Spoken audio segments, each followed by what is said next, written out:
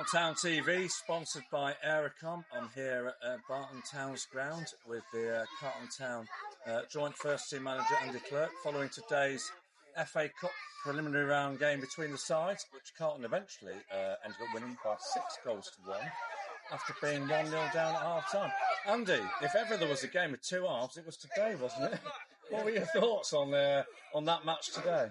Yeah, I mean, they scored so early. Something to hold on to. I thought the first half we were dominant without really creating too much. A couple of half chances, but possession-wise, we felt was in control. And obviously they went down to 10 just before the break, which enabled me and Mark just to make a few changes, and obviously things opened up in the second half. Coming away from home against a decent side, a really good setup, really not the ideal start, going a goal down, within 90 seconds or so. Any thoughts on the goal? Could we have defended it better? Probably. Look, we'll have a look at it back. It felt a cheap one. Well, we did today. But then we've shown that character. I must say as well, first off, mentioning it, big moment was the save from Felix. Yeah. I think 2-0 down at half time. I am going to mention that. Just before I get to that, I thought the rest of the first half, we had a lot of possession, but we struggled really to get behind their defence. That was certainly how I saw it. And we didn't make the goalie do too much. Is that a fair assessment? Yeah, I thought it was too deep. We didn't really play with intensity. We had a lot of the ball, like I say, huffed and puffed, and nice for possession, but without really trying to penetrate them. So that was a couple of changes. I thought the midfield was too deep first half. And like you say, we had lots of possession in areas that can't really hurt them. And that proved to be the case, probably why we drew a blank in the first half. And then, a couple of minutes before half time, they have a really good chance, and it was an absolutely wonder save, I thought, from Felix. Yeah, unreal. Yeah. After the first game back with us. Got to say how well Nike did in the first couple of games with his performances. But that's Felix. He's instinctively, reaction-wise, as fine a keeper as you'll see around this level. And that first half added time, they went down to 10 men. It was in kind of the other half from where I was stood, but the challenge on Dan Brown, the reaction of our players made it fairly clear that it was a bad challenge by their end. Yeah, it's naughty. Dan's got, he's got cut all the way down the inside of his thigh. You can't put your leg that high. But ultimately, look, they've paid the price of that, and that lad's got to come to his dressing room and explain why he's done something so daft, because that's probably changed the game for us. So you're going at half time, a goal down, but with against 10 men, and you swapped over Shea for Alex Clerke at half time. Yep. What was the thinking behind that, Andy? I thought we went 4-4-2. We just changed things. We got an extra forward up, played that a bit higher with Ash, which I thought just helped. Like I said, in the first half we were too deep. They only left one up when they had 11 men on the pitch, so we just thought that let's get a bit more, another ball player.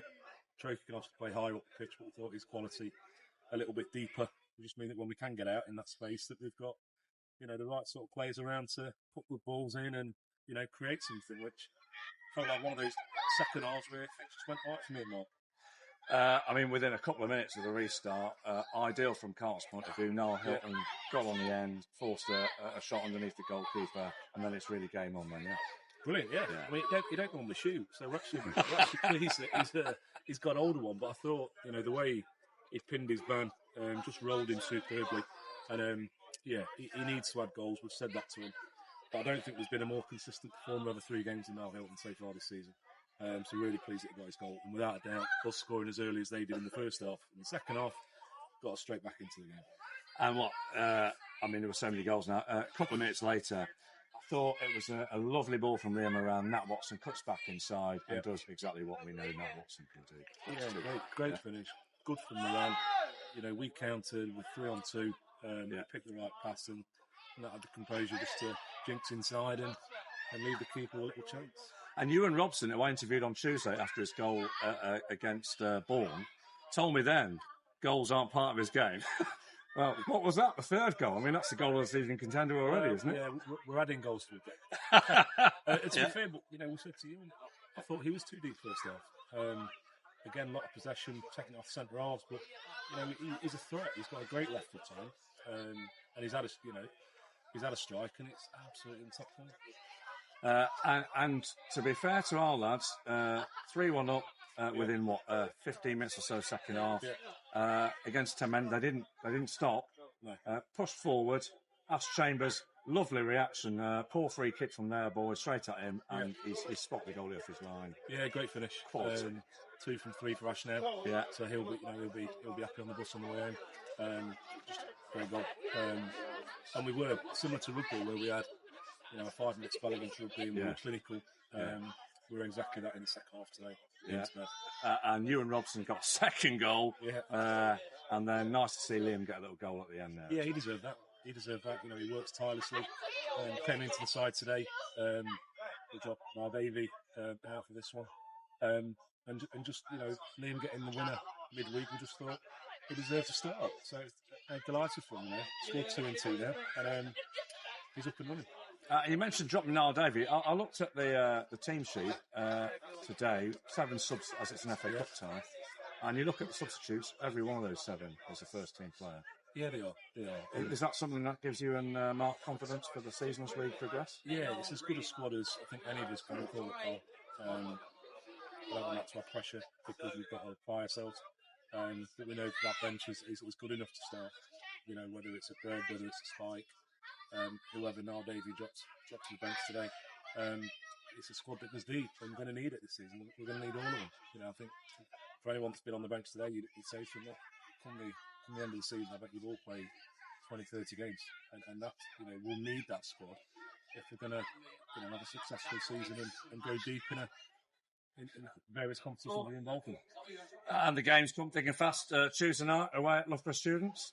They've given us 2 really tough games the last 2 times we've played them in the FA Cup. Any thoughts ahead of that? Yeah, I think they'll be fit. We know it's a great surface. It's not Barton beat them in the last round club, but that actually means the league. We expect a tough game, and that's exactly your point around the squad. We're going to need it because they'll be young, they'll be fit. It'll be a tough game. We'll be buoyant after a good result today, and hopefully we'll take that momentum into Tuesday night. And finally, any wishes for the next round of the FA Cup?